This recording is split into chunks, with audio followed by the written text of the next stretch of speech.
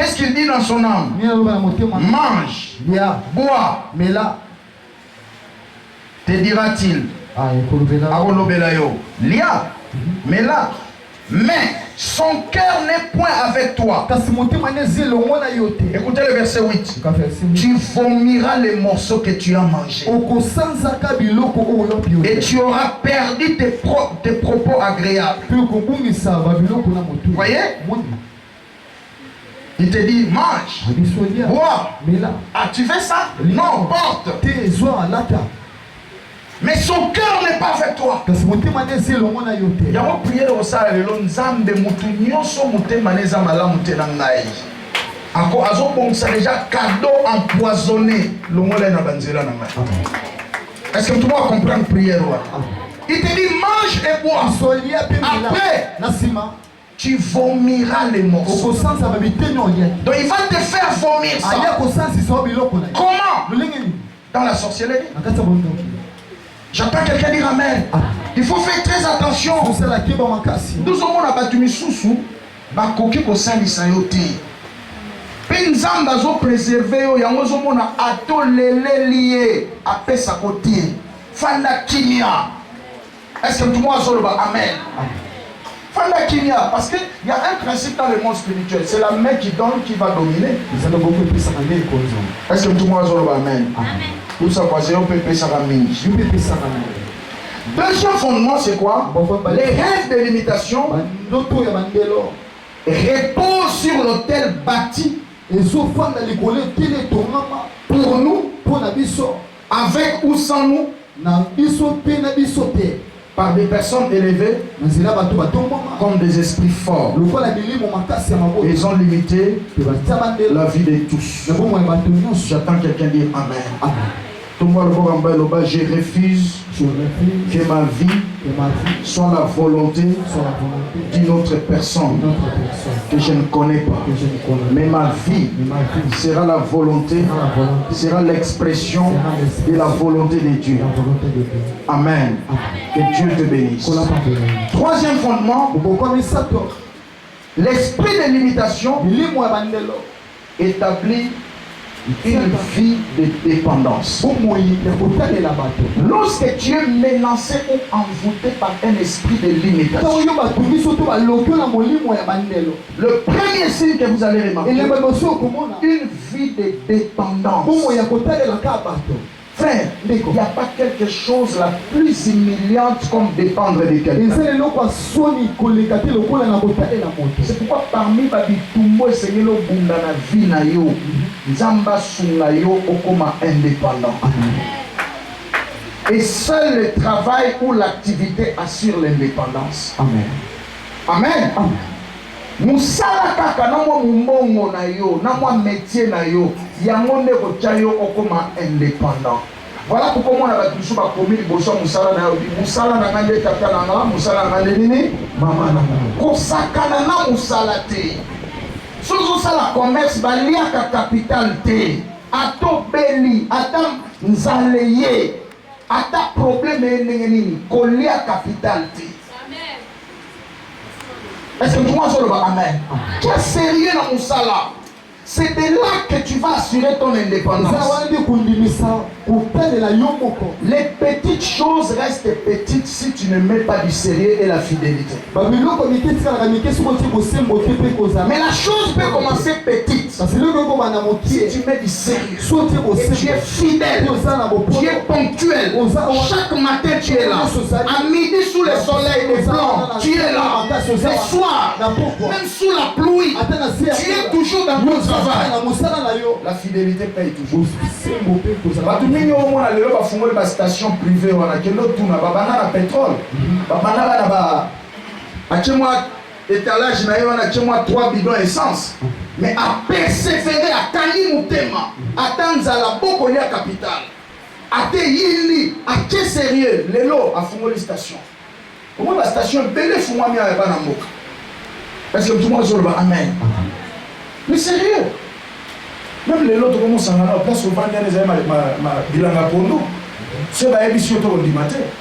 Mais il y a ce qu'on a 2022 au moins place à aller au côté. Et comment? Ils attendent le côté au début, ça va, ça pas tout avant au côté.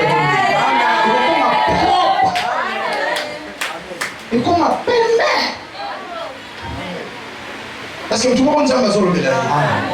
Alors, tu dois vaincre la dépendance. L'esprit de limitation établit une vie de dépendance. Nous, comme la famille mobimba, papa a sa charge ya bana, a sa charge ya bakoko, a sa charge ya bakokolo. Ce n'est pas normal. C'est pas normal. J'attends quelqu'un dire amen. Ce n'est pas normal. Ça établit déjà une vie de limitation. Il y a un géant de limitation qui contrôle la famille. J'aime un papa qui disait à ses enfants, je l'ai entendu en Banaka.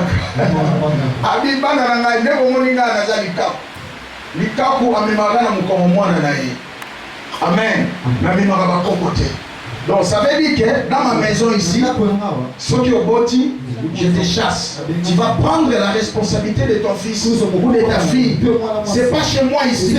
Je dis ce papa est intelligent.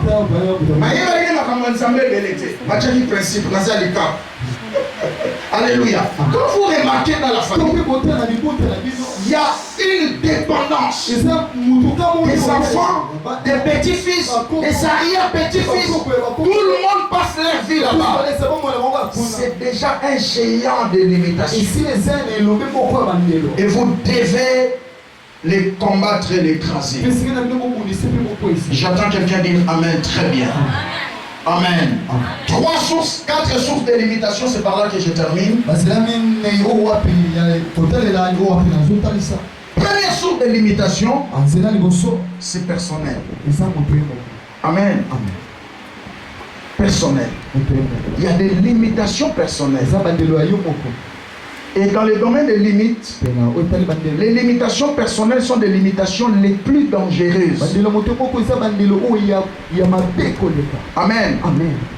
Ce sont des limitations où toi-même tu t'es créé dans ta tête là. Amen. Et ça va intérioriser ma fausse conviction à comme ça une croyance, à comme ça on peut principe y a vie naïe. Bah toi bon bah ben bah homme peut bah femme bornée. OK? Bah ben on peut en français bah homme peut bah femme carrée. Donc tout ce que tu peux lui dire, si ça ne se retrouve pas dans son carré là, il rejette. Et pourtant ça peut être des choses qui se rattachent à sa destinée.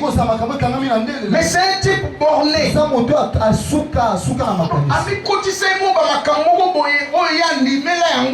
Et comment ma borne, ma blocage, ma limite pour la vie. Et là, c'est très dangereux. Non, voisin, au Kantarani. Dans le domaine du mariage. Dans le domaine de l'étude. La vie, la conviction, nous avons. Amen. Il y a des gens qui sont comme ça. Il a tellement intériorisé les choses qui commence à les bloquer. Il est devenu comme ce paralytique de 38 ans. Ok? Il est resté là pendant 38 ans. Parce que dans mon tourné dans un système, je vais me jeter. Je vais me jeter. On a un programme en Zambé. Nzamba a un miracle. Tu n'es pas obligé de rester ta vie comme tout le monde.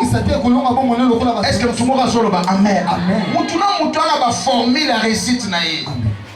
Au monde, bon, Nicolas, comment va Paris foot? Tant que tu les gens va permis. Et ça, on a permis, et ça, tu vas gagner dans l'ordre, tu vas gagner dans le désordre. Est-ce que tout le monde a dit amen? Est-ce que tout le monde a dit amen? Et très souvent, tu belé batamboula na nzambe, nzamba longi sa bango na banzela mokoyo, et ça qui va ligne droite. C'est pourquoi il faut faire très attention avec le mystère de la grâce.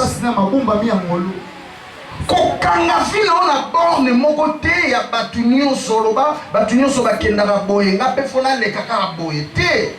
O le kanzela na seza conforme na liloba nzambe. Est-ce que tout le monde a dit amen? Ne te bloque pas dans un système. Frère, moi, pasteur, ma camarade mariage, bon. Moi, qui est en passe.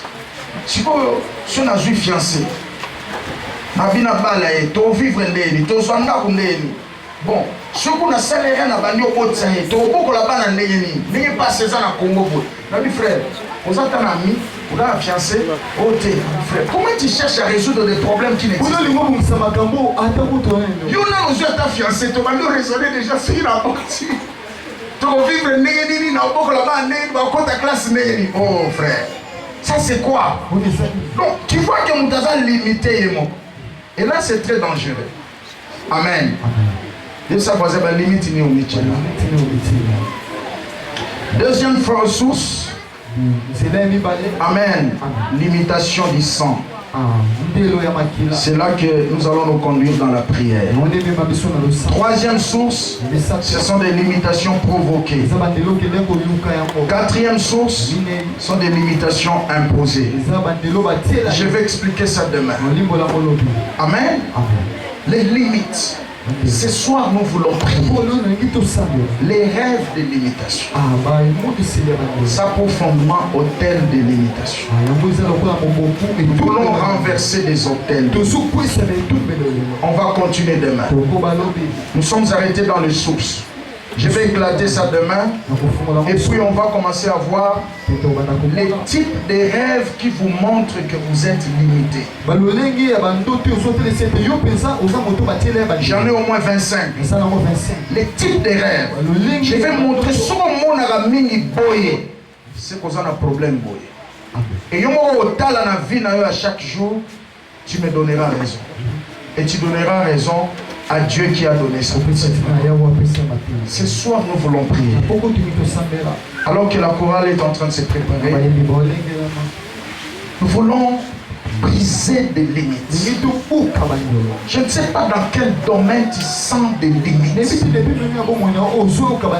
Je t'avais dit que seul un homme qui est conscient de ses limites qui peut briser les limites. Limite nanga eza yote. Ça faisait limite nanga eza yote. Nakolo bapelo kola diabète. Étant mes limites. Donc Jabet était conscient qu'il avait plusieurs domaines dans des limites. Il y a ce qu'on voit, c'est un homme qui a la limite nanga.